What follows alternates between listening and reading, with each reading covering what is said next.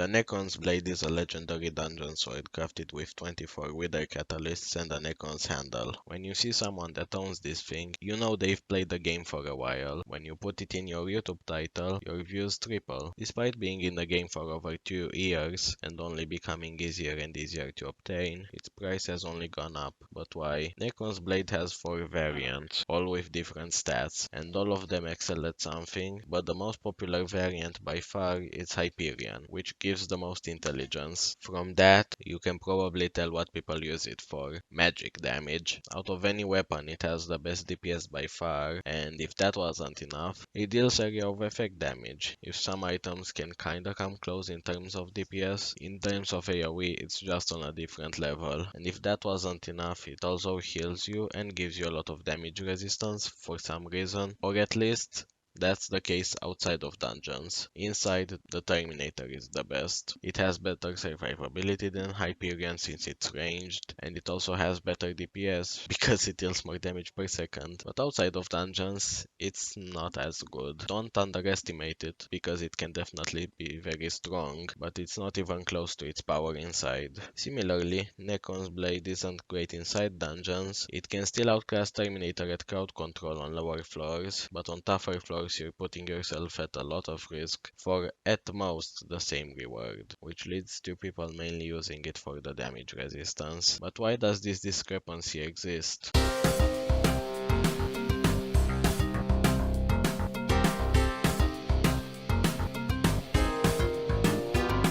When you're inside dungeons, your dungeon items get more stats based off your catacombs level. Because of this, items whose damage scales faster will be stronger inside dungeons, and especially in master mode. For the most part, damage scales better the more stats boosted. If melee damage could only be boosted by strength, doubling all your stats would less than double your damage output. But if melee damage was affected by strength and crit damage, double stats would lead to nearly quadruple damage, triple stats would lead to 9 times the damage, and it pretty quickly gets out of hand. Hyperion is of course used as a magic weapon. Magic damage scales with intelligence and ability damage, but since your catacombs level doesn't really boost your ability damage, it really doesn't deal that much more damage inside dungeons than outside. Looking at melee damage, it scales with strength, crit damage and ferocity. Unless you're using werewolf armor, which you really shouldn't, your cata level won't boost your ferocity, but 2 stats is still a lot better than 1, not to mention the berserk class level will further boost your melee damage by a percentage, unlike mage, which just gives you a pitiful amount of intelligence. But hey, I guess it technically helps. Now looking back at Terminator, while it technically scales with the same stats as melee damage, it also scales with crit chance. Now of course, melee weapons also scale with crit chance. However, due to the overload enchantment, which doubles your max crit chance from 100 to 200, and the Terminator dividing your crit chance by 4,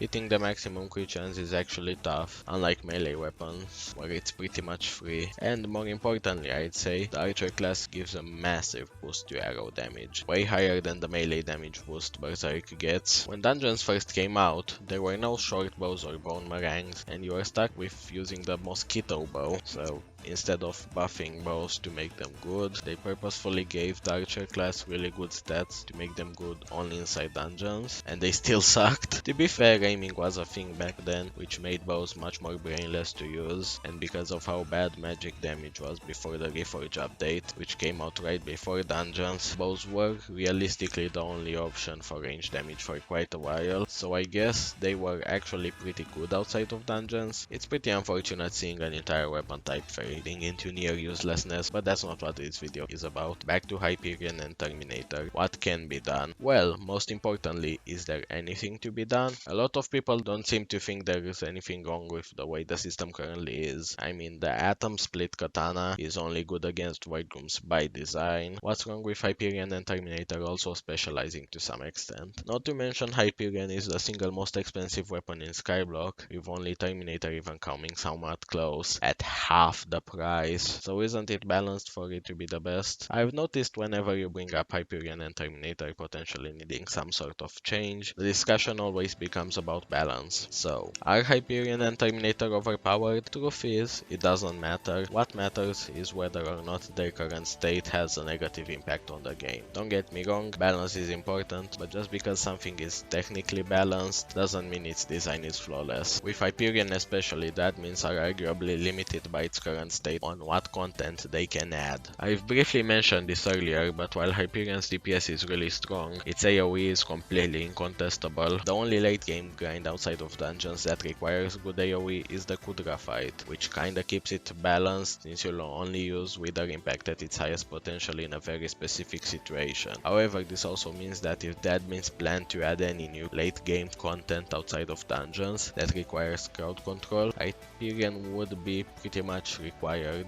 and its power could quickly spiral out of control. Don't get me wrong, Hyperion being the best AoE option is fine, but it being so good that everything else is near useless by comparison is just frustrating and reduces variety in potential loadouts. Then there's the whole magic damage immunity thing some mobs have, which also limits Hyperion's power. Mobs being immune to magic damage isn't really that common, and when Arachne and Fang have those immunities, it's perfectly understandable as it's part of the boss's gimmick, but other enemies kinda don't need this immunity, and it just leads to magic weapons being unnecessarily situational. In other words, stuff like the Spirit Scepter, which is not overpowered in the slightest, suffers from the system that keeps Hyperion in check, and the game would be in a much better state if Hyperion could be balanced without these all or nothing systems that force you to use melee damage just because melee damage wouldn't be useful otherwise. To nerf Hyperion, you have to reduce its damage, obviously, but just a base damage reduction would absolutely ruin its usability inside dungeons, so I'd say it needs less of a nerf and more of a rework. Same with magic damage as a whole. As I mentioned earlier, Hyperion is significantly worse inside dungeons because magic damage has subpar scaling, so just make it scale faster and nerf its damage. A new damage formula would be a lot of work since it would require lots of testing and rebalancing. Just look at the strength nerf and how long it took for the admins to fix all the issues it caused, and because of this, it would be ideal to not change the magic damage formula. Instead, give the mage class some ability damage. Berserk and Archer already get damage bonuses, why not mage? Not only would this make Hyperion inside and outside of dungeons closer in terms of power, but it would also make dupe mages actually matter. However, this might not be enough to offset the slower scaling with too little ability damage, and it might make magic damage too reliant on mage level if the ability damage amount is too high. Another solution could be to just let magic damage crit. Sounds pretty silly, but why not? This would add more depth to you maxing your magic damage, as you could balance crit damage and intelligence for maximum damage, or prioritize intelligence for a larger mana pool. The issue is, such a drastic change of how magic damage is calculated would require a lot of rebalancing, especially for stuff like the Bizarre Power Stone. Overall, while it's a lot more work than the other solution, it could be for the best. The strength nerf did make One for All overpowered for half a year, but now that all its issues have been ironed out, the game is better off because of it. Seriously, imagine Terminator with the old damage formula. Speaking of the Terminator, I'm not a dungeons expert, so I might be very wrong about all of this, but I think it's mostly fine as is, and the Archer class is the part that needs to be nerfed. This will make normal bows even worse off inside dungeons, but it's not like they were any good in the first place, so it's whatever. I am aware Terminator is also the best Berserk weapon, however, I think that's more of an issue of melee being underpowered. In my opinion, Terminator being the best weapon for healers and tanks is fine. Ideally, magic, melee, and arrows would be equally strong, but perfect balance isn't realistic and one of them will always be the best. I've heard the Terminator is too strong because of Fatal Tempo or something, and at this point I guess I should stop pretending I know what I'm talking about. Overall, while I don't think fixing the Terminator will be too hard, magic damage as a whole will need to see some pretty sizable changes, ideally sooner than later. The systems keeping Hyperion somewhat balanced are unnecessarily handicapping the other magic weapons, most of which aren't that strong to begin with, and limiting the